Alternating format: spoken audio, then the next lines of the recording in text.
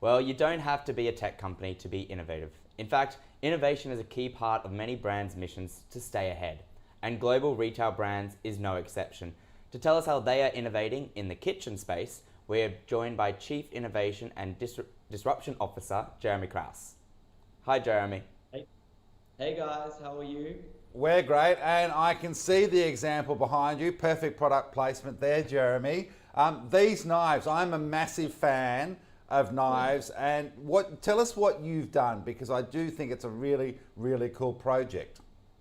Yeah, sure. Very exciting times for us. We last year we launched the Custom Chef by Baccarat, which is all about this personalization piece. So it's all about customizing a knife, and we are the #1 retailer in the country when it comes to knives. And we have an amazing range of knives, different brands, different price points. And the CEO basically kind of said, you know what, let's create an opportunity here where we can actually personalize our knives and our products with people's names on it and designs. And a year and a half later, we're now really having an amazing time. We built a relationship with the AFL, as you can see in the background there. Yep. So an amazing relationship with the AFL, and then also the Game of Thrones have been two amazing collaborations where you can, a great gift for Christmas, a great gift for a birthday present, but the exciting part is it's really bringing that personalization and customization to a brand and taking it to that next level from an innovation perspective. And as a world first, it's been a really exciting part of the journey for the brand, and opened up the eyes to not only our customers, but to everyone who loves knives, how you can take it to that next level from an innovation perspective. And how did you come up with, the idea? I mean, customization has been a huge thing, particularly, any sort of Christmas wish list now is all about customize, customize, customize. How did you do that and form these partnerships with the AFL, with the Game of Thrones? Okay, so the AFL has been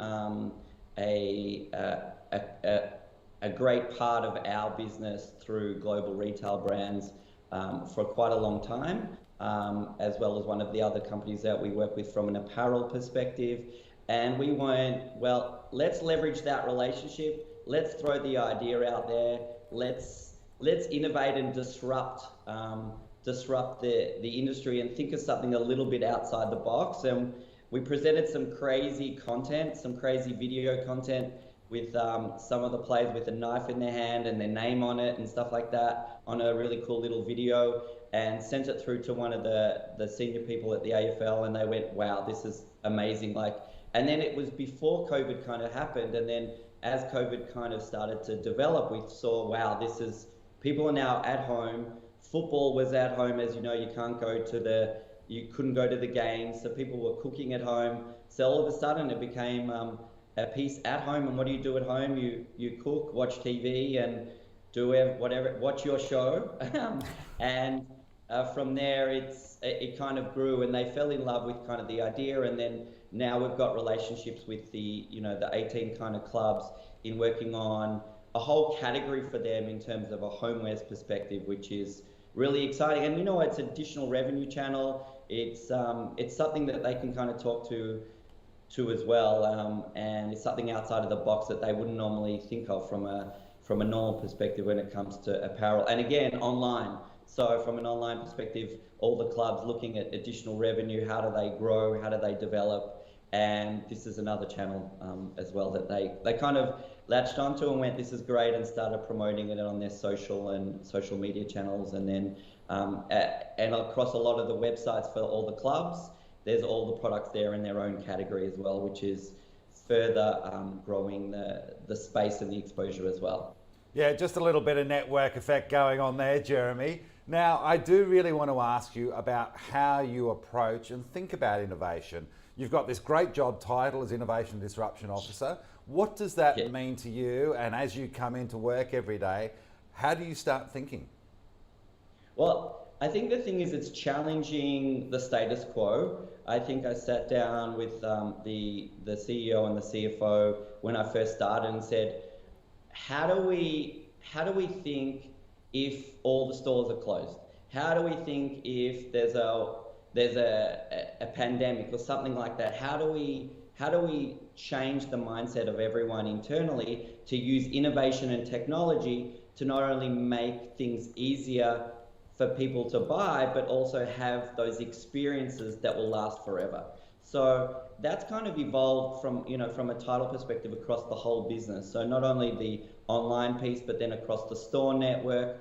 So coming at it from a different lens, and kind of the team we created was like a startup within an existing business. So we kind of created this innovation team in the business to go in and dig into existing traditional business and go, how can we utilize innovation and technology to help think outside the box and start getting, the people in the different teams thinking about other ways in which they can kind of do things that might challenge the status quo. And from that perspective, that's how kind of the knives came. And then we're looking at, at the moment, augmented reality and VR related activities, from an online perspective, then also experiences in store to make the experiences really exciting and energetic. Not only is our product and price amazing, it's also about the point of sale material, the experiences. So we're working on some really cool experiences and even some live video consultation opportunities of where you can bring the whole, I know everyone talks about omni-channel, of course, but again, it's bringing that consistency of the online and offline together in a world that makes sense. And that's kind of how I approach it. There's been times when I just run to a meeting, before COVID happened, and then now it's on Zoom calls, and you just interrupt in a nice way and just say, have you thought about it in this way, and challenge them. And sometimes, people, they jump to the opportunity, others need to think about it a little bit more, but then in the end, it's all about, how do we make things easier, how do we grow the bottom line, and how do we, build the brand and deliver a really strong ROI for the team and the executive to take us to that next level in a really exciting space.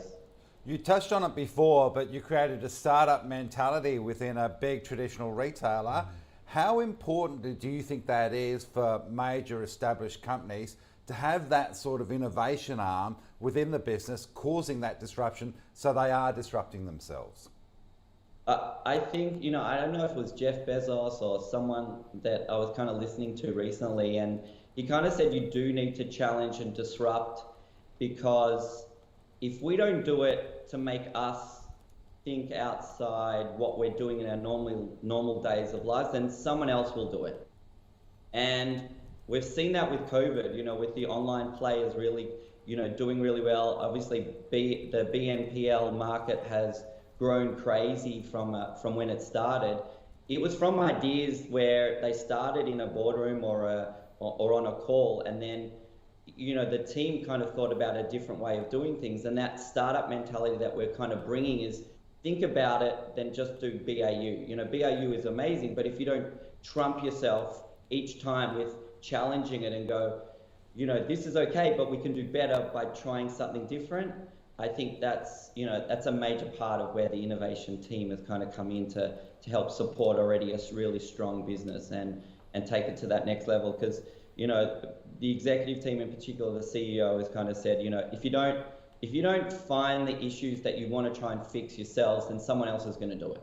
Yeah. And we'd rather do it ourselves and then keep ahead of everyone from a perspective that way. And then from that side of things, it's just always forward-looking as well.